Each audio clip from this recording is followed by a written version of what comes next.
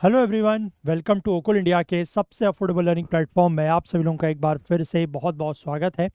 22 दिसंबर 2025 Monday यानी सोमवार का दिन और इंडियन एक्सप्रेस न्यूज़ एनालिसिस की आईना सीरीज लेकर मैं शांतनु सनवाल एक बार फिर से आपके सामने हाजिर हूँ। तो चलिए शुरू करते हैं। तो आज के न्यूज़पेपर पर चलें उससे पहले मैं आपको एक बार फिर से ये बताना चाहूँगा कि आप में से जो भी लोग अगले साल यानी कि 2026 का जनरल स्टडीज़ और करंट अफेयर्स का टेस्ट देना चाहते हैं फॉर नेक्स्ट ईयर्स प्रीलिम्स 2026, तो उनके लिए हमारे पास टेस्ट सीरीज़ है। सिर्फ 599 रुपीज़ में मिल रही है फॉर 51 टेस्ट। आप चाहें तो इसमें एनरोल कर सकते हैं। नीचे डिस्क्रिप्शन में आपको लिंक्स मिल जाएंगे या फिर आप हमारे ऐप या वेबसाइट के थ्रू जाके भी एनरोल कर सकते हैं। और ये हमारा सी सेट लाइव क्लासेस का बैच है, अगर आप चाहें तो इसमें भी एनरोल कर सकते हैं ओनली एट 1299 रुपीज़। ठीक है। और अगर आप रिकॉर्डेड क्लासेस देखना चाहते हैं तो उसके लिए भी हमारे पास एक सेपरेट बैच है which is available only at 5499। तो आप चाहें तो इसमें भी एनरोल कर सकते हैं। ठीक है। चलिए अब हम लोग जो है वो आज के न्यूज़पेपर पर चलते हैं और क्या इंपॉर्टेंट आर्टिकल्स हैं वो देखते हैं। ठीक है। तो देखिए ये आज का न्यूज़पेपर है। यहाँ पर एक डेटा सामने आया है ना। अभी आपको याद होगा लास्ट ईयर यानी कि 2024 में जो इलेक्टोरल बॉन्ड्स स्कीम थी, इसको सुप्रीम कोर्ट ने क्या कहा था कि दिस इज़ अनकॉन्स्टिट्यूशनल। ठीक है ना, असंवैधानिक घोषित किया था और उसके बाद उस स्कीम को बंद कर दिया गया था। लेकिन उसके बाद ये देखा जा रहा है कि बीजेपी को 6,000 करोड़ रुपए जो है वो मिले हैं। ठीक है, मतलब 24-25 का ये डेटा यहाँ पर बताया गया है ना, कि 6,000 करोड़ रुपए जो है वो बीजेपी को यहाँ से मिले हैं, 6,000 करोड़ से ज़्यादा, है ना। 50%, मतलब लास्ट ईयर के कंपैरिजन में, उससे पिछले ईयर के कंपैरिजन में 50% जो है ये इनका जो डोनेशन है बीजेपी को मिलने वाला वो बढ़ा है। ठीक है। और इसको अगर आप बाकी जो अपोजिशन पार्टीज़ हैं उनसे आप कंपेयर करें तो यहाँ पर बताया जा रहा है कि जो 12 अपोजिशन पार्टीज़ हैं, ठीक है, जो दर्जन अपोजिशन पार्टीज़ हैं, उनका अगर आप टोटल कंट्रीब्यूशन मिला दें तो उसके कंपैरिजन में भी लगभग 4.5 गुना जो है वो बीजेपी का को मिलने वाला कंट्रीब्यूशन है। ठीक है। तो ये चीज़ वैसे तो खैर कोई खास मायने नहीं रखती है, बट मतलब एग्ज़ाम पॉइंट ऑफ व्यू से कह रहा हूँ मैं। बट एज सच अगर हम बात करें देश में जो इलेक्टोरल पॉलिटिक्स है, ठीक है, वहाँ पर अगर हम बात करते हैं लेवल प्लेइंग फील्ड की, तो ये एक सबसे बड़ा आप कह सकते हैं कि उसमें एक डिसरप्शन है। ठीक है, कि जहाँ इतनी ज़्यादा इनइक्वालिटी है इस मामले में, तो वहाँ पर लेवल प्लेइंग फील्ड जो है वो कैसे आ सकता है ना। तो यही बात यहाँ पे है। बाकी आप इसको जिस तरीके से चाहें समझना या पढ़ना पढ़ सकते हैं। ठीक है, आप खुद भी समझदार हैं।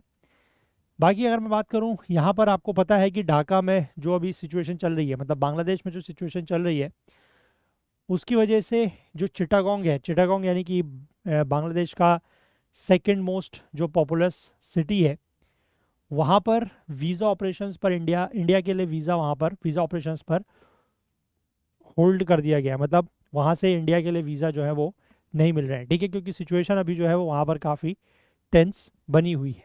ठीक है। ज़्यादातर वैसे न्यूज़पेपर में आज यही वाली खबर है, जो ये डोनेशन वाली खबर है। ठीक है, 2024-25 में डोनेशन किस किस को कितना मिला है वो सब यहाँ पर दिया गया है। बीजेपी को कौन सी बड़ी पार्टियों ने जो इलेक्टोरल ट्रस्ट होते हैं उसके थ्रू पैसा दिया है वो भी सब मेंशन किया गया है। ठीक है। तो आगे भी एक दो पेजेस में इसी तरीके की जो खबर है वो देखने को मिल रही है। ठीक है, जैसे ये पूरा पेज ही इस पर आया है कि who funded political parties in poll year. ठीक है, अब आप लोग खास इंटरेस्टेड इसमें होंगे भी नहीं, है ना। ठीक है, चलो यहाँ पर भी देखो ये पूरा वही आया हुआ है। ठीक है, तो इसलिए मैं ज़्यादा इसको डिस्कस भी नहीं कर रहा हूँ, क्योंकि आप लोग चाहते नहीं है ये चीज़ें, तो ठीक है, लेट इट बी। अच्छा, दो आर्टिकल जो है वो एक्सप्लेन पेज पर हम इनको डिस्कस करेंगे, और एक आर्टिकल जो हमारे आइडियाज़ पेज पर आया हुआ है ये मैं आपके साथ शेयर करूँगा, इसको आप लोग पढ़िएगा। ठीक है, ये वाला फर्टिलाइज़र सब्सिडी की बात कर रहे हैं कि फर्टिलाइज़र सब्सिडी में कुछ रिफॉर्म्स या बदलाव करने की ज़रूरत है। ठीक है, उसके लिए पॉलिटिकल करेज चाहिए, और लेकिन उससे जो फ़ायदा है वो काफ़ी ज़्यादा होगा। तो इस चीज़ को आप, इस आर्टिकल को एक बार ज़रूर से पढ़िएगा। ठीक है। चलिए हम लोग फ़िलहाल जो एक्सप्लेन पेज के आर्टिकल्स हैं इन पर चलते हैं। 2 आर्टिकल्स हैं, इंपॉर्टेंट है, इनके बारे में बात करेंगे। पहला आर्टिकल बात कर रहा है कि जीडीपी इज़ ग्रोइंग रैपिडली। ये तो हमें सबको पता है कि जीडीपी जो है वो हमारी तेज़ी से बढ़ रही है।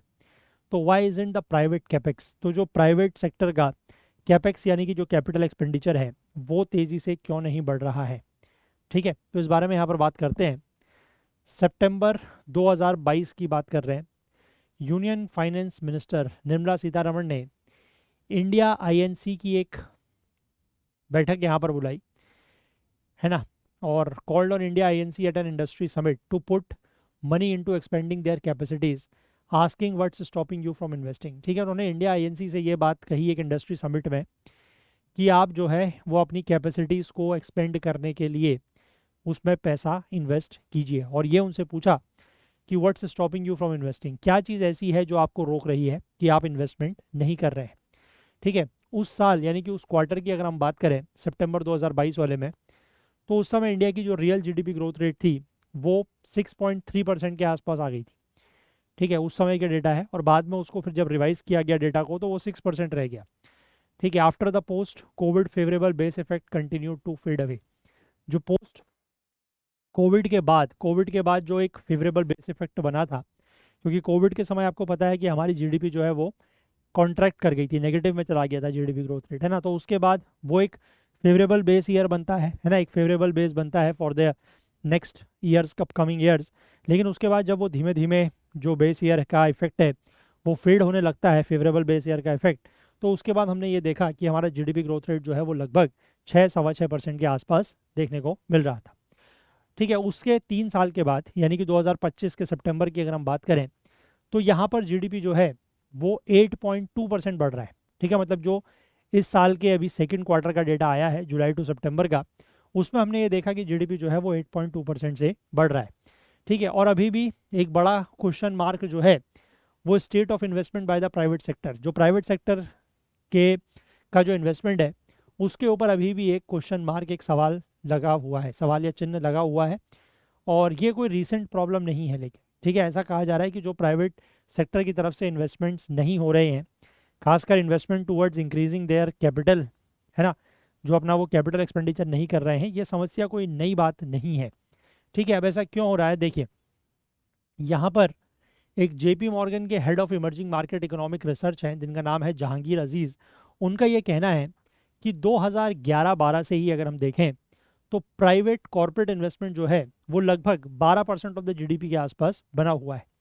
ठीक है, इससे ज़्यादा उसमें कोई बहुत ज़्यादा अंतर या वेरिएशंस देखने को नहीं मिल रहे हैं। यहाँ पर अगर मैं आपको दिखाऊं तो 2011-12 से लेकर 23-24 तक का डेटा दिया गया है। ये जो रेड कलर की लाइन है ये आपको क्लियरली दिखा रही है private investment as a percentage of GDP, कि ओवरऑल जीडीपी का कितना प्रतिशत जो है वो प्राइवेट इन्वेस्टमेंट हो रहा है। ठीक है, तो प्राइवेट इन्वेस्टमेंट आप देख सकते हैं कि लगभग 12% के आसपास आपको लाइन ये स्टेगनेट या स्ट्रेट सी लाइन देखने को मिल रही है। ठीक है, यही चीज़ इन्होंने यहाँ पर कही है। थोड़ा बहुत क्वार्टरली वेरिएशंस रहते हैं, कभी थोड़ा ज़्यादा हो जाता है, कभी थोड़ा कम हो जाता है, लेकिन ये जो 12% ऑफ द जीडीपी की रेंज है इससे ये आगे नहीं निकल पाया है। और इन 15 सालों में हमने कई सारे ग्लोबल और लोकल शॉक्स देखे हैं, है ना। कोविड सबसे बड़ा था, ये आपको पता है, लेकिन जो चीज़ कांस्टेंट रही है वो क्या रही है ना। हालांकि इस तरीके के शॉक्स, चाहे वो लोकल शॉक्स हों या ग्लोबल शॉक्स हों, इनकी वजह से जो ये डेटा है, ये जो आंकड़े हैं, ये थोड़ा सा ऊपर नीचे होने चाहिए थे, बट ऐसा दिख नहीं रहा। ठीक है, प्राइवेट इन्वेस्टमेंट जो है वो 12% ऑफ द जीडीपी की रेंज पर कांस्टेंट बना हुआ है। ठीक है, अब इसके बाद आगे ये कह रहे हैं कि ना सिर्फ ऐसा है कि जो प्राइवेट कैपिटल एक्सपेंडिचर है वो 12% ऑफ जीडीपी के आसपास बना हुआ है, एक डिकेड से ज़्यादा हो गया है, 15 साल के आसपास हो गए, लेकिन इसके अलावा जो टोटल इन्वेस्टमेंट है इन द कंट्री, ठीक है, जो देश में पूरा एक्सपेंडिचर होता है, मतलब पूरा जो एक्सपेंडिचर होता है टुवर्ड्स इन्वेस्टमेंट, चाहे उसमें आप प्राइवेट सेक्टर का ले लें चाहे गवर्नमेंट सेक्टर का ले लें, जिसको हम क्या कहते हैं, ग्रॉस फिक्स्ड कैपिटल फॉर्मेशन। ठीक है, ये बेसिकली हमने जो जीडीपी के कंपोनेंट्स देखे हैं ना, वहाँ पर उसमें से एक कंपोनेंट ये भी है, आई होप आपको याद होगा, ग्रॉस फिक्स्ड कैपिटल फॉर्मेशन। ठीक है, इसकी अगर हम बात करें तो इसमें जो प्राइवेट कैपेक्स का शेयर है, ठीक है, इसमें basically gross fixed capital formation में वो चीज़ भी आती है कि जो सरकार इन्वेस्टमेंट के लिए पैसा खर्च कर रही है। ठीक है, तो इसमें अगर हम प्राइवेट सेक्टर के कैपिटल एक्सपेंडिचर का शेयर देखें तो ये 2023-24 में 34% के आसपास आ गया है। ठीक है, और 2011-12 में 32% के आसपास था। उसके बाद सेकंड लोएस्ट स्थिति में ये दिख रहा है। As a percentage of GDP की अगर हम बात करें, मतलब ओवरऑल जीडीपी का अगर परसेंटेज देखें जीएफसीएफ का, तो वो जो है 2016-17 में 31% होता था। मतलब ओवरऑल जीडीपी का कितना परसेंट जो है वो ग्रॉस फिक्स्ड कैपिटल फॉर्मेशन में जा रहा है। ठीक है, तो वो 31% के आसपास था 2016-17 में। 24-25 में बढ़ के लगभग 33.7 हुआ। और ये अभी भी लेकिन जो 34% प्लस फिगर्स है जिसको हमने स्टार्ट ऑफ द पिछले लास्ट डिकेड के शुरुआत में देखा था, उससे ये अभी भी कम बना हुआ है। मतलब ओवरऑल अगर हम बात करें तो हमारी जीडीपी का जो परसेंटेज है जो जाता है किस में, ये इसमें ग्रॉस फिक्स्ड कैपिटल फॉर्मेशन में, या जो आप कह सकते हैं कि इंफ्रास्ट्रक्चर वगैरह में, या जिस भी इस तरीके के कैपिटल एक्सपेंडिचर है वहाँ पर जो पैसा जाता है उसमें गिरावट आ रही है as a percentage of GDP. ठीक है, अब लेकिन despite the stagnant picture painted by these numbers, अब ये जो नंबर्स हैं ये हमें एक स्टैग्नेंट पिक्चर दिखा रहे हैं। ठीक है, कि चीज़ें जो है वो एक तरीके से कोई उनमें बहुत ज़्यादा उतार चढ़ाव नहीं हो रहा है, ये स्टैग्नेंट सी हो गई है। लेकिन प्राइवेट कैपेक्स में there are green shoots constantly seen. ठीक है, ग्रीन शूट्स का मतलब है जैसे कोई पौधा, आप कहते हैं कि कोई पौधा जो है वो सूख सा गया है ना, लेकिन उसमें कुछ नई कोपलें फूट रही हैं। ठीक है, उसको कहा जाता है कि ग्रीन शूट्स जो हैं वो कॉन्स्टेंटली आपको प्राइवेट कैपिटल एक्सपेंडिचर में देखने को मिल रही हैं। The answer lies in the absence of an all encompassing and irrefutable data. ठीक है, तो यहाँ पर लेकिन वही कह रहे हैं कि why are green shoots constantly seen in private capex. तो प्राइवेट कैपेक्स में हमें इस तरीके की ग्रीन शूट्स देखने को क्यों मिल रही हैं, उसके पीछे आंसर बताया गया है कि हमारे पास ऐसा डेटा नहीं है विच इज़ ऑल एनकम्पासिंग, मतलब जिसमें सारी चीज़ें जो है वो इंक्लूडेड हो। ठीक है, ऐसा डेटा नहीं है। इररिफ्यूटेबल डेटा नहीं है। इररिफ्यूटेबल का मतलब होता है कि जिसको आप रिफ्यूज़ नहीं कर सकते। ठीक है, जिसको आप ऐसा ना हो कि एक्सेप्ट ना करें, ऐसा डेटा हमारे पास नहीं है। मतलब ऐसा डेटा जिसको आप हिंदी में कहते हैं कि जिसका खंडन नहीं कर सकते, ऐसा इररिफ्यूटेबल डेटा हमारे पास नहीं है। ठीक है, यहाँ पर एक केयर एज रेटिंग्स के अनुसार total capex of nearly 2000 listed non financial, जो 2000 के आसपास नॉन फाइनेंशियल कंपनीज हैं, उनका जो टोटल कैपिटल एक्सपेंडिचर है वो 2024-25 में 11% बढ़ के लगभग 9.5 ट्रिलियन रुपीस के आसपास हो गया। ठीक है, और इसको बेसिकली हमने जो ओवरसीज इन्वेस्टमेंट और एक्विजिशन है उससे एडजस्ट करके बताया है। हालांकि बैंक ऑफ बड़ौदा के इकोनॉमिस्ट का ये कहना है कि 4,500 से ज़्यादा कंपनीज का जो बैलेंस शीट है वो ये दिखाता है कि टोटल ग्रॉस फिक्स्ड एसेट्स जो हैं वो 8.5% बढ़े हैं year on year as on the end of September 2025। ठीक है, और at the same time statistics ministry का जो न्यू प्राइवेट कैपेक्स सर्वे है वो ये दिखाता है कि investment intentions for 25-26 amounted to rupees 4.89 lakh crore which is down by 26% from 24-25। यानी कि 2025-26 में जो कंपनीज का इन्वेस्टमेंट इंटेंशन है, ठीक है, कि हम अगले साल मतलब 25-26 में इतना इन्वेस्ट या इतना निवेश करेंगे, है ना, वो लगभग कितना बताया गया है, लगभग आप कह सकते हैं 4.89 लाख करोड़ के आसपास। ठीक है, जो कि 2024-25 के कंपैरिजन में 26% कम है। लेकिन इस सर्वे में कई सारे और कैवियट्स भी हैं, और वो ये हैं कि एक तो इसमें सिर्फ लार्ज एंटरप्राइजेस को जो है वो इंक्लूड किया गया है with 29% of those surveys not reporting any capex intention for this fiscal due to various reasons। ठीक है, लेकिन उसमें से जितनों का भी सर्वे किया गया है उनमें से 29% ऐसे हैं एंटरप्राइजेस जिन्होंने ये रिपोर्ट किया है कि वो किसी भी तरीके का कैपेक्स इंटेंशन जो है वो इस साल नहीं करेंगे। ठीक है, उसके पीछे कई सारे कारण हो सकते हैं, पेंडिंग अप्रूवल्स वगैरह भी हो सकते हैं। ठीक है, इसके बाद एक और फ्रीक्वेंटली यूज्ड मेजर जो है प्राइवेट कैपेक्स का वो है प्रोजेक्ट अनाउंसमेंट। ठीक है, according to the investment monitoring firm that is Projects Today, इनका ये कहना है कि 2025-26 का जो फर्स्ट हाफ रहा है उसमें प्राइवेट सेक्टर का जो शेयर रहा है फ्रेश प्रोजेक्ट्स में वो कितना रहा है, वो प्रीवियस 6 मंथ्स के 61.3% से बढ़ के 70.8% हो गया है। As their new investment plan rose 41% to 24 lakh crore. ठीक है, कि 24 लाख करोड़ जो नए प्रोजेक्ट्स आएंगे, है ना, उनमें से इन जो प्राइवेट सेक्टर का शेयर है वो 70% तक पहुंच गया, टोटल 24 लाख करोड़।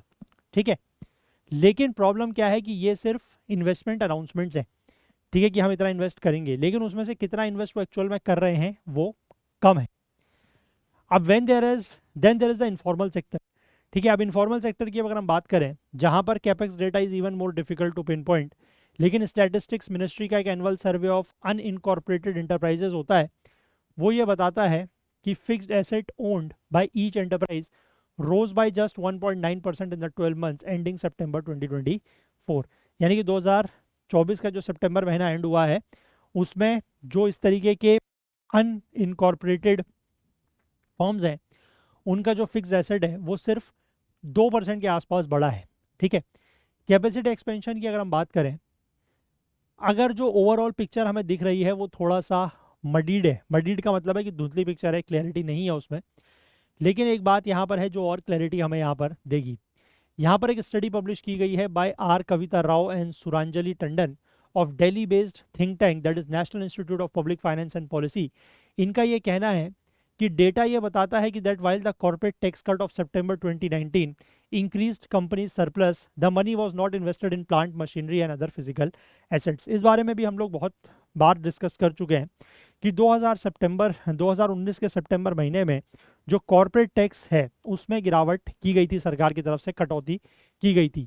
और उसके पीछे जो इंटेंशन या जो उम्मीद थी, ठीक है, जो एक्सपेक्टेशन थी रादर, वो ये थी कि सरकार को ये लग रहा था कि अगर प्राइवेट कंपनीज का या जो मतलब कॉरपोरेशंस हैं, इनका जो कॉर्पोरेट टैक्स है अगर उसको कम किया जाएगा तो जो इनके पास बचा हुआ पैसा होगा, सरप्लस होगा, उसको ये फर्दर इन्वेस्ट करेंगे, ठीक है। लेकिन ऐसा नहीं हो रहा है, ठीक है। ये कॉर्पोरेट टैक्स कट की वजह से इनके पास पैसा तो ज़रूर बच रहा है ज़्यादा, लेकिन ये उसको प्लांट मशीनरी या अदर फिजिकल एसेट्स में, यानी कि जो कैपिटल फॉर्मेशन है उसके लिए उस पैसे को दोबारा इन्वेस्ट नहीं कर रहे हैं, ठीक है।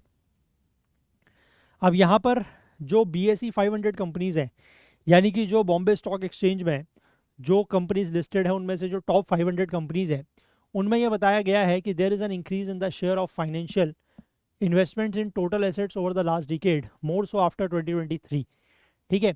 उनका जो फाइनेंशियल इन्वेस्टमेंट है लॉन्ग टर्म या शॉर्ट एसेट्स में, वो इन्वेस्टमेंट जो है बढ़ रहा है 2023 के बाद से, ठीक है। 2025 a quarter of the assets और financial investments for these companies, ठीक है। इन कंपनीज के लिए 2025 की अगर हम बात करें तो जो 1/4 ऑफ द एसेट्स है वो फाइनेंशियल इन्वेस्टमेंट ही रहे हैं। Not only have companies chosen to sit on cash और invest financially, they have also sought to cut down their debt, ठीक है। तो कंपनीज जो हैं वो बेसिकली इन्वेस्टमेंट अपने कैपिटल फॉर्मेशन में नहीं कर रही हैं, बल्कि किस में इन्वेस्ट कर रही हैं, फाइनेंशियल इन्वेस्टमेंट्स, ठीक है। तो यहाँ पर वही लिखा गया है कि कंपनीज जो हैं वो कैश पर बैठी हुई हैं, यानी कि वो फर्दर उसको कैपिटल फॉर्मेशन में इन्वेस्ट नहीं कर रही हैं या फिर फाइनेंशियल इन्वेस्ट कर रही हैं, और साथ ही साथ वो अपना जो डेट है, जो उधार है, वो भी कम करना चाह रही हैं।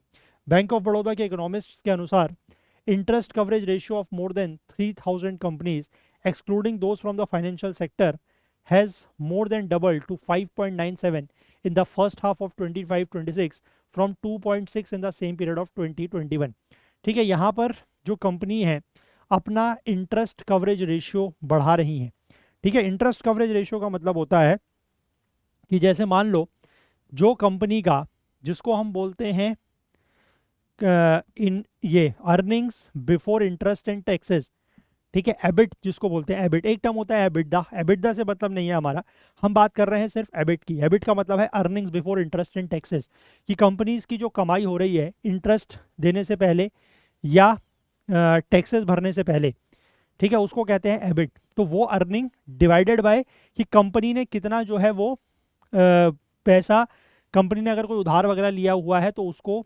चुकाने के लिए वो कितना पैसा दे रही है। लेट से अगर मैं इसको एक छोटा सा न्यूमेरिकल वैल्यू लेकर आपको समझाऊं कि लेट से मान लीजिए कोई कंपनी जो है वो 100 रुपये की उसकी अर्निंग है, ठीक है। This is basically EBIT, that is earning before taxes and interest and taxes, ठीक है। और अगर मान लीजिए कंपनी जो है वो 20 रुपये खर्च कर रही है फॉर देयर, जो उनका मतलब जो डेट वगैरह है उसको चुकाने के लिए, तो यहाँ से जो रेशो निकल के आएगा this will be equal to 5 and this is nothing but interest coverage ratio, ठीक है। इसको बोलते हैं interest coverage ratio. Interest coverage ratio basically हमें ये चीज़ बताता है कि कोई कंपनी जो है वो फाइनेंशियली कितना साउंड है अपने कर्जों को चुकाने के लिए। ठीक है, कि अगर ऑब्वियस ही बात है, अगर 5 उसका 5 अगर इंटरेस्ट कवरेज रेशियो है, तो इसका मतलब ये है कि कंपनी ने जो उधार लिया हुआ है वो उसको चुका सकती है। जितना ये वैल्यू बड़ी होगी, ठीक है, जितनी ये वैल्यू बड़ी होगी, इतना मतलब उसका मतलब ये है कि कंपनी की जो आप कह सकते हैं कि डेट रीपेमेंट की जो कैपेसिटी है वो उतनी अच्छी होगी। ठीक है, तो इस टर्म से भी क्वेश्चन जो है वो एग्जाम में पूछा जा सकता है, तो उसको भी ध्यान रखें, that is interest coverage ratio. तो यहाँ पर यही बताया गया है कि 3000 के आसपास ऐसी कंपनियां हैं, वो भी हम फाइनेंशियल सेक्टर की कंपनी की बात नहीं कर रहे हैं, उनका जो ये है इंटरेस्ट कवरेज रेशियो, वो पहले जहाँ 2020-21 में 2.6 हुआ करता था, वो बढ़ के 5.97 या आप कह सकते हैं कि 6 के आसपास पहुंच गया है ना। और इस चीज़ को भी ध्यान रखें कि इंटरेस्ट कवरेज रेशियो जो है वो जितना बढ़िया होगा, तो उतनी ही किसी भी कंपनी की फाइनेंशियल हेल्थ होगी, और वो क्यों होगी वो मैंने आपको बता दिया। ठीक है, तो इसके बाद इन सब के बावजूद भी कि why isn't the private sector investing in more production capacity, कि प्राइवेट सेक्टर जो है वो फिर सब कुछ अच्छा होने के बावजूद उसकी जो फाइनेंशियल हेल्थ है वो भी हमें अच्छी दिख रही है, इंटरेस्ट कवरेज रेशियो भी बढ़ रहा है, लेकिन उसके बावजूद भी जो प्राइवेट सेक्टर है वो ज़्यादा प्रोडक्शन कैपेसिटी बढ़ाने के लिए, अपनी प्रोडक्शन कैपेसिटी को इंक्रीज करने के लिए क्यों इन्वेस्टमेंट नहीं कर रहा है। तो उसके पीछे सीधा सा जवाब ये है कि because they don't see the need to, as current facilities are more than sufficient to meet the demand, क्योंकि उनको ऐसी ज़रूरत नहीं लगती कि उनको अपनी प्रोडक्शन कैपेसिटीज़ बढ़ानी चाहिए। जो उनकी अभी प्रेजेंट कैपेसिटीज़ हैं वो सफिशिएंट हैं जो डिमांड है उसको पूरा करने के लिए। ठीक है, एक आरबीआई के सर्वे के अनुसार capacity utilisation in manufacturing sector has struggle to break past 75%। ठीक है, जो मैन्युफैक्चरिंग सेक्टर की जो भी कंपनीज हैं, है ना, जो भी फैक्ट्रीज हैं, जो भी फर्म्स हैं, वहाँ पर 75% से ज़्यादा का कैपेसिटी यूटिलाइजेशन नहीं हो रहा है। ठीक है, यानी कि अगर वो कोई भी मान लीजिए एक दिन में 100 प्रोडक्ट्स बना सकते हैं, तो वो 75 से ज़्यादा नहीं बना रहे, क्योंकि ज़रूरत ही महसूस नहीं हो रही उनको, है ना। और 75 का जो लेवल है वो माना जाता है एक ऐसा लेवल है कि अगर इस लेवल को सस्टेन्ड लेवल पर कोई कंपनी जो है वो अगर ब्रीच कर रही है या क्रॉस कर रही है, तब वो कंपनी जो है फिर सोचती है बाकी इन्वेस्ट करने को लेकर कि हमें अपनी प्रोडक्शन कैपेसिटी जो है वो बढ़ानी चाहिए। लेकिन 100 की अगर कैपेसिटी है और अगर वो दिन में 75 भी नहीं बना रहे हैं, ऐसा नहीं है कि नहीं बना सकते हैं, बना तो 100 तक सकते हैं, लेकिन वो 75 तक ही इसलिए बना रहे हैं या उससे भी कम बना रहे हैं क्योंकि मार्केट में उस चीज़ की, उस प्रोडक्ट की डिमांड नहीं है। ठीक है, ये अल्टीमेटली बात घूम फिर के वहीं आती है कि हमारे देश में जो कंजम्पशन है, ठीक है, कंजम्पशन डिमांड ज़्यादा नहीं है। और कंजम्पशन डिमांड क्यों नहीं है? क्योंकि लोगों के हाथ में पैसा नहीं है ना। ये बात हम कई बार पहले भी कर चुके हैं, कुछ और तरीके से सही, बट कर चुके हैं कि कंजम्पशन डिमांड कम है। और क्यों कम है? क्योंकि लोगों के हाथ में पैसा नहीं है, और लोगों के हाथ में अगर पैसा नहीं होगा, कंजम्पशन डिमांड अगर नहीं बढ़ेगी, तो कंपनीज अपना इन्वेस्टमेंट क्यों करेंगी, है ना। खासकर इस चीज़ों में वो फाइनेंशियल इन्वेस्टमेंट तो कर रहे हैं, ठीक है, जो उनके पास सरप्लस पैसा है वो उसको इन्वेस्टमेंट फाइनेंशियली इन्वेस्ट कर रहे हैं कि वो पैसा बढ़े, उनको उस पर इंटरेस्ट मिले, ठीक है। लेकिन वो अपनी प्रोडक्शन कैपेसिटीज बढ़ाने के लिए इन्वेस्टमेंट क्यों करेंगे, जब ऑब्वियस सी बात है कि लोग खरीदारी नहीं है उस प्रोडक्ट के या किसी भी प्रोडक्ट के जो भी कंपनीज बना रही हैं, तो इन्वेस्टमेंट क्यों करेंगे वो प्रोडक्शन कैपेसिटी बढ़ाने के लिए, है ना। वही चीज़ यहाँ पर लिखी गई है। ठीक है, 2012-13 की शुरुआत से जो 53 क्वार्टर्स रहे हैं अभी तक, उनमें कैपेसिटी यूटिलाइजेशन जो है वो 75% से ज़्यादा हुआ है सिर्फ 10 बार। ठीक है, और जो मोस्ट रीसेंट मैन्युफैक्चरिंग सर्वे है अक्टूबर से लेकर दिसंबर 2024 के बीच में, उसमें जो फिक्की है, that is federation of Indian chambers of commerce and industry, उसमें ये बताया है कि प्राइवेट सेक्टर इन्वेस्टमेंट्स को के लिए काफ़ी कुछ चैलेंजेस यहाँ पर बताए गए। जैसे कि एक तो रॉ मटेरियल कॉस्ट बढ़ रहे हैं, ठीक है, इंटरेस्ट रेट ज़्यादा है, expectation of weak domestic and export demand, वही कि डोमेस्टिक मार्केट में भी जो डिमांड है वो कम है, ठीक है, एक्सपोर्ट की डिमांड भी कम है, अप्रूवल प्रोसेस काफ़ी लंबे हैं, नॉन टैरिफ बैरियर्स हैं, ठीक है, limited access to advance machinery, prices land के काफ़ी ज़्यादा हैं, countries benefiting from trade advantages, उनसे काफ़ी ज़्यादा कंपटीशन महसूस हो रहा है। हालांकि इंटरेस्ट रेट जो है वो अभी 2025 में थोड़ा सा कम हुए हैं, लेकिन बाकी चैलेंजेस जो हैं वो अभी भी देखने को मिल रहे हैं। तो इन सभी कारणों की वजह से, या मुख्य बात अगर हम कहें तो वही है कि कंजम्पशन डिमांड कम होने की वजह से कंपनीज को, प्राइवेट सेक्टर को इस बात की ज़रूरत महसूस नहीं हो रही है कि वो अपनी प्रोडक्शन कैपेसिटीज़ को बढ़ाएं। इसीलिए उनका जो कैपिटल एक्सपेंडिचर है वो बढ़ता हुआ नहीं दिख रहा है। और वो लगभग आप कह सकते हैं कि 2011-12 से, यानी कि पिछले लगभग 15 सालों से वो जो शेयर बना हुआ है उसका as a percentage of GDP, वो लगभग 12% के आसपास स्टैग्नेट होता हुआ दिख रहा है। ठीक है, आई होप बात समझ गए। चलिए एक और आर्टिकल डिस्कस करेंगे। ये आर्टिकल बात कर रहा है curbing elephant deaths on tracks need blend of infra and technology. अभी बेसिकली क्या हुआ कि एक राजधानी एक्सप्रेस थी, दिल्ली की तरफ आ रही थी, आसाम के होजाई जिले में वो एक हाथियों का झुंड था, उससे टकरा गई। ठीक है, और उससे कई सारे हाथी, यानी कि लगभग 7 के आसपास हाथी जो हैं वो मारे गए। ठीक है, अब ये जो एलिफेंट डेथ्स होती हैं ट्रेन से टकराने की वजह से वो बहुत ज़्यादा है इंडिया में। ठीक है, अगर इंडिया की हम बात करें तो लगभग जो कुल मिला के यहाँ पर एंडेंजर्ड एशियन एलिफेंट की पॉपुलेशन है लगभग 52,000 के आसपास। ठीक है, उनमें collision with train is the leading cause of elephant mortality. तो एलिफेंट्स के, हाथियों के मरने का एक मुख्य कारण क्या है? ट्रेनों से टकरा जाना। 2010 से 20 के बीच में लगभग 1160 हाथी जो हैं वो नॉन नेचुरल कॉजेज़ की वजह से हमारे देश में मारे गए। ये basically union ministry of environment, forest and climate change का डेटा है। ठीक है, और उन 1160 में से जो नॉन नेचुरल तरीके से मारे गए उनमें से 186 डेथ्स जो हैं वो किस वजह से हुई हैं? ट्रेन से टकराने से। ठीक है, सेकंड हाईएस्ट है ये। फर्स्ट सबसे ज़्यादा डेथ्स जो है वो इलेक्ट्रोक्यूशन की वजह से हुई है, मतलब इलेक्ट्रिक शॉक्स लगने की वजह से, इलेक्ट्रिक करंट लगने की वजह से, वो 741 डेटा है। ठीक है, 741 डेथ्स। और सेकंड नंबर पर आता है ट्रेनों से टकराने की वजह से। ठीक है, हालांकि जो इलेक्ट्रोक्यूशन है ना, जो बेसिकली बिजली का झटका लगता है, वो भी किस वजह से लगता है? आपको पता होगा कि जो ये होते हैं इलेक्ट्रिक ट्रेन्स या जो इलेक्ट्रिक लोकोमोटिव्स होते हैं, उनके ऊपर से आपने देखा होगा कि जो तार होती है, जो पावर सप्लाई लाइन जाती है, उसमें बहुत ज़्यादा मात्रा में वोल्टेज होती है। ठीक है, तो उस वजह से भी क्या हुआ है? इलेक्ट्रोक्यूशन भी उसी कारण से हुआ है। ठीक है, ज़्यादातर केसों में। इसके बाद जो डायरेक्टली किलिंग एलिफेंट्स है, मतलब उसके अलावा जो लीनियर ट्रांसपोर्ट इंफ्रास्ट्रक्चर है, जैसे कि रेलवेज या रोड का नेटवर्क्स या ह्यूमन मेड कैनाल्स, जो कि एलिफेंट हैबिटेट को के थ्रू होके जाती हैं, वो भी एलिफेंट के पॉपुलेशन के ऊपर काफ़ी ज़्यादा प्रेशर एक्सर्ट करती हैं। जैसे कि अगर हम बात करें, रेलवे लाइंस जो हैं may trap a herd of small section of the forest, herd in a small section of forest limiting its access to food and water. कि ऐसा हो सकता है कि मान लीजिए कोई एलिफेंट हैबिटेट है और वहाँ से कोई रेलवे लाइन गुजर रही है, तो हाथी जो हैं वो उस रेलवे लाइन को अगर क्रॉस कर रहे हैं तो टकरा के मर रहे हैं, अगर नहीं करते हैं तो वो एक ही जगह में सीमित हो जाएंगे, है ना। तो वहाँ पर हो सकता है कि उनको सफिशिएंट फूड, सफिशिएंट वाटर नहीं मिल रहा है, तो उस वजह से भी डेथ हो सकती है। ठीक है, तो इस तरीके से जो ये लीनियर ट्रांसपोर्ट इंफ्रास्ट्रक्चर है वो भी एलिफेंट्स मोर्टेलिटी या एलिफेंट्स की फर्टिलिटी में रोल प्ले कर रहे हैं। 2017 की एक स्टडी में ये पाया गया कि that train elephant collisions occurred more frequently at night. कि रात के समय में इस तरीके के जो कोलिजन्स हैं ट्रेन और एलिफेंट के बीच में वो ज़्यादा हो रहे हैं, और उसमें भी जो मेल्स हैं, ठीक है, जो मेल एलिफेंट है वो ज़्यादा प्रभावित हो रहे हैं, क्योंकि वो जनरली क्या होता है कि जो हार्वेस्ट सीजन होता है उस दौरान हाथियों को, आपने ये चीज़ें मतलब देखी होंगी, सुनी होंगी, कि वो जो फसलें होती हैं, है ना, उनके खेतों में घुस जाते हैं। खासकर रात के समय में ज़्यादा होता है ना, खेतों को बहुत नुकसान पहुंचाते हैं ये हाथी वगैरह। तो इसलिए वो जो मेल हैं वो उस तरफ जाते हैं ज़्यादा, क्योंकि ज़्यादा एग्रेसिव होते हैं कंपेरेटिव टू फीमेल्स। तो वो जाते हैं और वो वही रेलवे लाइन क्रॉस करने के समय पे ट्रेन से टकरा जाते हैं, उनकी डेथ हो जाती है।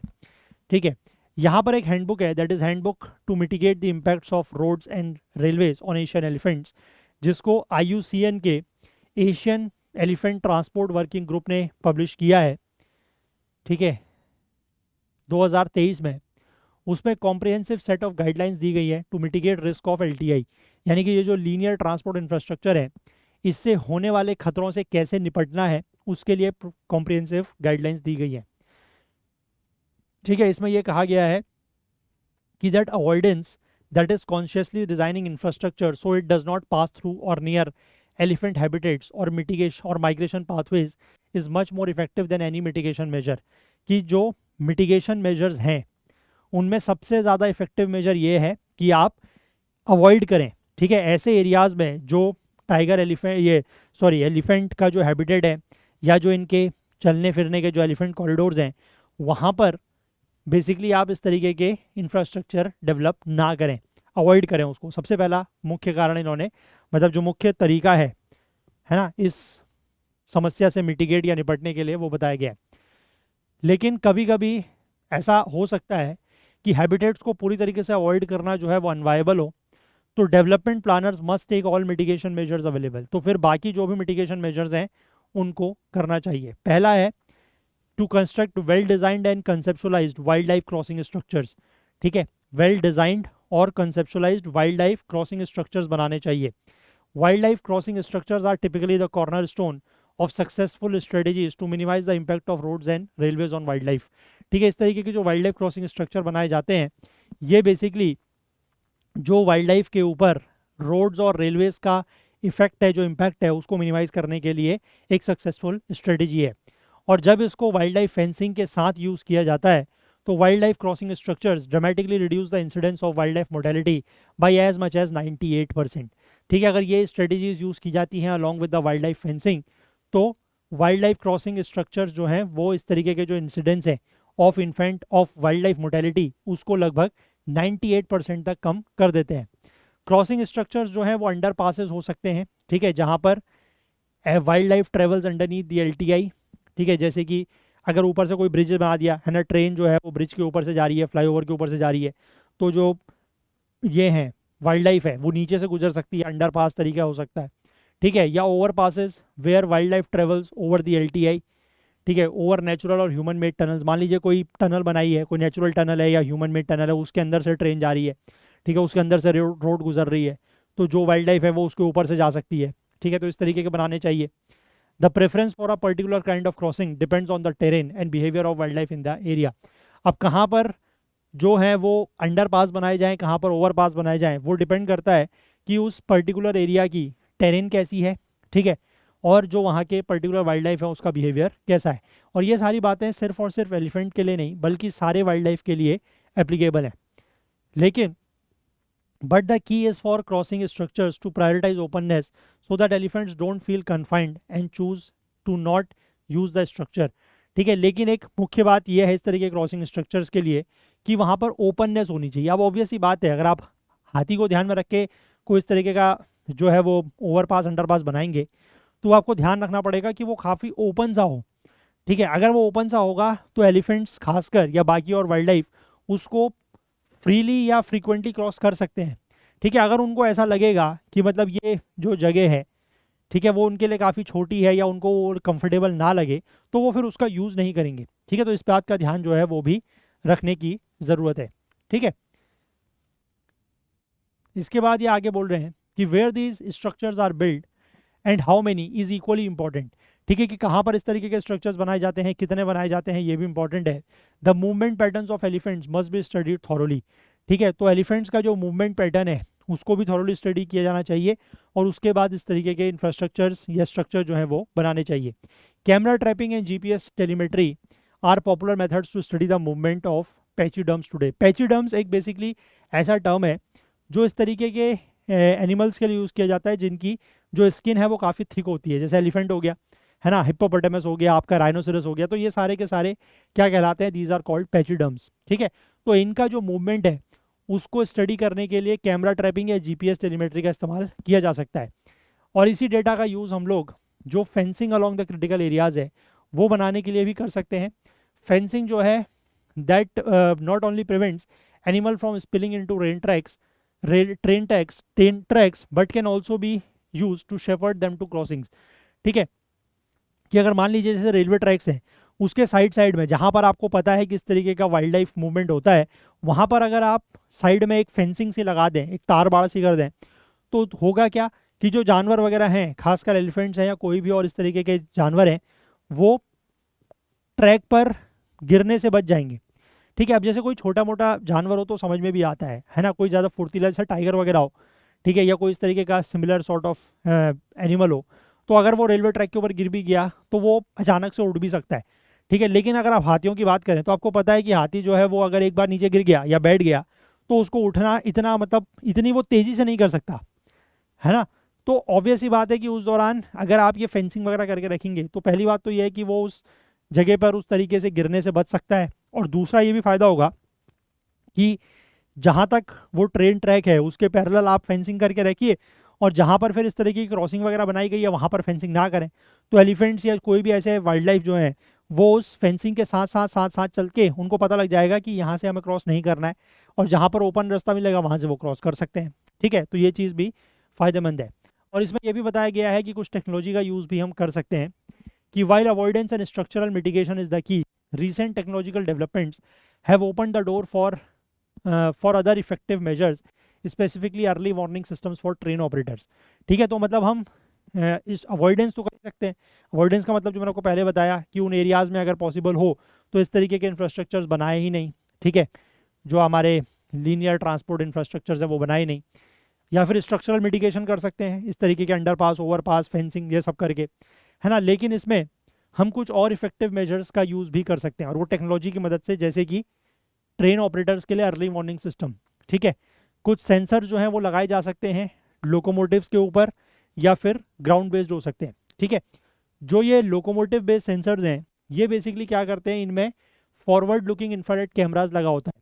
ठीक है, ये ट्रैक के ऊपर कोई भी ऑब्स्ट्रक्शन या कोई भी अवरोध है उसको 750 मीटर रेंज से वो पता लगा सकते हैं, रिगार्डलेस ऑफ द विजिबिलिटी। ये भी एक अच्छा पॉइंट है कि कभी मान लीजिए रात के समय में, खासकर नॉर्थ इंडिया में अगर आजकल के समय है तो जैसे विजिबिलिटी काफ़ी कम हो जाती है, कोहरा लगता है, फॉग लगता है, तो उन सब के बावजूद ये 750 मीटर तक जो है वो इनरिस्पेक्टिव ऑफ द विजिबिलिटी, ये कोई भी ऑब्स्ट्रक्शंस अगर ट्रैक पे है तो उसको डिटेक्ट कर सकते हैं। ठीक है, ये हो गया बेसिकली जो आपका लोकोमोटिव के ऊपर बेस्ड जो सेंसर्स हैं वो। जो ग्राउंड बेस्ड सिस्टम्स हैं उनमें कैमरास या अकाउस्टिक और सेस्मिक सेंसर्स होते हैं, इनको आप फ्रीक्वेंट क्रॉसिंग लोकेशंस पर इंस्टॉल कर सकते हैं। In the past the constraints of such technology has been the amount of data these sensors and cameras generate which need careful analysis. अब पास्ट में क्या होता था कि इन टेक्नोलॉजीज़ का इस्तेमाल अगर हम करते तो ये इतना ज़्यादा डेटा इनसे आता था जिसको एनालिसिस करना काफ़ी मुश्किल होता था। लेकिन आजकल के समय में जब मशीन लर्निंग और आर्टिफिशियल इंटेलिजेंस हो गई है तो इस तरीके के जो टेक्नोलॉजीज़ हैं उनकी जो इफेक्टिवनेस है, उनकी जो एफिशिएंसी है वो कई गुना बढ़ चुकी है। क्योंकि आज की डेट में हमारे पास कितना भी सारा डेटा हो, हम उसको बहुत क्विकली और बहुत आसानी से मशीन लर्निंग, आर्टिफिशियल इंटेलिजेंस, इन सब के थ्रू क्या कर सकते हैं, डेटा को प्रोसेस कर सकते हैं। ठीक है, तो इसलिए इस तरीके की टेक्नोलॉजीज़ का यूज़ भी हम कर सकते हैं इस समस्या से निपटने के लिए। ठीक है, तो ये वैसे भी काफ़ी इम्पॉर्टेंट टॉपिक है, इम्पॉर्टेंट इशू है। इसको लेकर मेंस में भी क्वेश्चन पूछा जा सकता है। ठीक है, जीएस पेपर 3 एनवायरनमेंट में, तो वहाँ से आप इसके जो पॉइंट्स मैंने आपको बताए हैं कि कैसे इस समस्या को टैकल करना चाहिए, वो आप यहाँ से पॉइंट्स नोट डाउन कर सकते हैं। वेरी गुड पॉइंट्स जो कि आप डायरेक्टली अपने आंसर में लिख सकते हैं। ठीक है, एक तो अवॉइड वाला इशू हो गया, फिर एक हो गया कि आप इस तरीके के जो ये क्रॉसिंग स्ट्रक्चर्स हैं वो बनाएं, फेंसिंग करें, टेक्नोलॉजी का यूज़ करके आप ऐसे सेंसर्स वगैरह का यूज़ कर सकते हैं। ठीक है, तो ये काफ़ी अच्छे पॉइंट्स हैं जिनका आप यूज़ कर सकते हैं। क्लियर है बात? चलिए, यहाँ पर बेसिकली इन्होंने एक डेटा दिया भी है कि यूज़ ऑफ एआई वार्निंग्स। ठीक है, railway has deployed AI based early warning systems in multiple places although these are yet to be adopted widely. ठीक है, कुछ कुछ जगहों पर रेलवे ने इस तरीके के AI based early warning systems जो है उनका यूज़ किया भी है, लेकिन ये अभी थोड़ा सा वाइडली इनका यूज़ होना बाकी है। ठीक है, एक जो इनिशिएटिव था, शुरुआती इनिशिएटिव, उसमें नॉर्थ ईस्ट फ्रंटियर रेलवे है ना, नॉर्थ ईस्ट फ्रंटियर मतलब जो नॉर्थ ईस्ट वाला रेलवे हमारा, उसने 2023 में AI based warning systems use करना शुरू किया था to proactively observe wild elephants and safeguard them from train collisions. ठीक है, ये यूज़ करना शुरू किया था। इस तरीके का एक सिमिलर सिस्टम जो है वो केरला तमिलनाडु बॉर्डर में भी यूज़ हुआ था 2014 में, है ना। और the early results of these initiatives have been promising. इन इनिशिएटिव्स के जो शुरुआती नतीजे हमें देखने को मिल रहे हैं वो काफ़ी ज़्यादा प्रॉमिसिंग है। प्रॉमिसिंग इन द सेंस कि इससे वाकई में फ़ायदा हो रहा है। ठीक है, समझ गए बात? तो ये चीज़ें भी आप एग्जाम्पल के रूप में भी लिख सकते हैं। ठीक है, कि कहाँ कहाँ पर इस तरीके के जो आप कह सकते हैं इनिशिएटिव्स हैं वो लिए गए हैं, है ना। तो इससे एक आपका मतलब बढ़िया एक आंसर यहाँ से बन सकता है। ठीक है, चलिए, तो यही सारे आर्टिकल्स थे जो आज हमें डिस्कस करने थे। तो सेशन को हम लोग इतना ही रखेंगे, और इस वाले आर्टिकल को आप लोग एक बार ज़रूर गो थ्रू करिएगा। ठीक है, आसान आर्टिकल है, जस्ट आपको रीड करना है, और इसको आप लोग यहाँ से भी अच्छा पॉइंट्स आपको मिलेंगे which you can use for your answer writing. चलिए, तो आज का सेशन हम लोग इतना ही रखते हैं, और जाने से पहले मैं आपको एक बार फिर से बता दूं कि अगर आप CSET लाइव हमसे पढ़ना चाहते हैं तो उसके लिए सिर्फ 1299 में आपको ये बैच मिल जाएगा। ठीक है, और अदरवाइज़ अगर आप रिकॉर्डेड क्लासेस पढ़ना चाहते हैं तो उसके लिए भी ऑप्शंस हैं। ये सारे बैचेस आपको हमारे ऐप या वेबसाइट में मिल जाएंगे, या नीचे डिस्क्रिप्शन में भी इनके लिंक्स दिए गए हैं। या फिर आप चाहें तो एक जनरल स्टडीज़ और करंट अफेयर्स की टेस्ट सीरीज़ है विथ 51 टेस्ट्स 599 रुपीज़ में, चाहें तो इसको भी ज्वाइन कर सकते हैं। चलिए, अगर आपको आज का सेशन पसंद आया हो तो लाइक ज़रूर करें, ज़्यादा से ज़्यादा शेयर करें। आपके जो भी डाउट्स हैं, जो क्वेरीज़ हैं, वो आप कमेंट कर सकते हैं। चैनल को अभी तक आपने सब्सक्राइब नहीं किया है तो ज़रूर कर लें, बेल आइकन प्रेस करना ना भूलें, ताकि वीडियोज़ के नोटिफिकेशन आपको ऑन टाइम मिल सकें। हाईलाइटेड आर्टिकल्स के लिए आप हमारा करंट अफेयर्स ओकुल्ट टेलीग्राम चैनल, इसको ज़रूर ज्वाइन करें, लिंक नीचे डिस्क्रिप्शन में मिल जाएगा। या फिर आप इसको करंट अफेयर्स ओकुल्ट सर्च करके भी ज्वाइन कर सकते हैं, या इस QR कोड को स्कैन करके भी ज्वाइन कर सकते हैं। तो चलिए, आज के लिए इतना ही रखते हैं, बाकी कल को फिर से मिलेंगे इंडियन एक्सप्रेस न्यूज़ एनालिसिस की आईना सीरीज़ के साथ। तब तक के लिए अपना बहुत बहुत ध्यान रखें। Please do take care of yourself. Thank you. Have a nice day. Bye bye.